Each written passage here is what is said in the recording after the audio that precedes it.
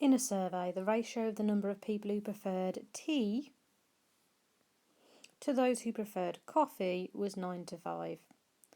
36 more people preferred tea. How many people were in the survey? So let's just write that out to make sure we've got that clear. So it was tea to coffee is 9 to 5. So you need to make sure you've got it in that order. Okay, so I'm going to do my bar now.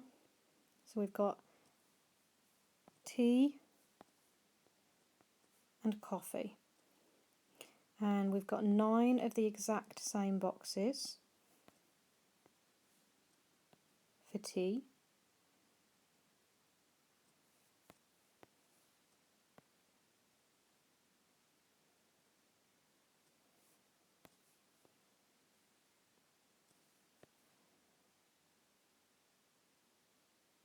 And we've got 5 of the boxes, 1, 2, 3, 4, 5, for coffee. Okay, so there's my boxes set up. 36 more people preferred tea. So you can see, how many more boxes does tea have than coffee? Well, it has these 4 more boxes. So these 4 more boxes must represent those 36 people. So these boxes here must be the more than.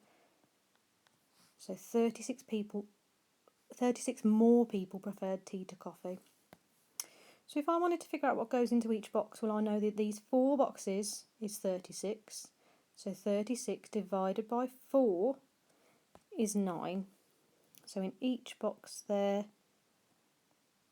is 9, and we know that all our boxes are exactly the same amount. So there's going to be 9 in each of our boxes.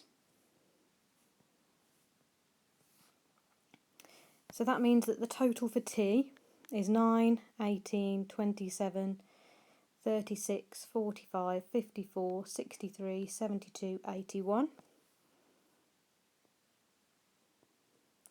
And the total for coffee, 9, 18, 27, 36, 45.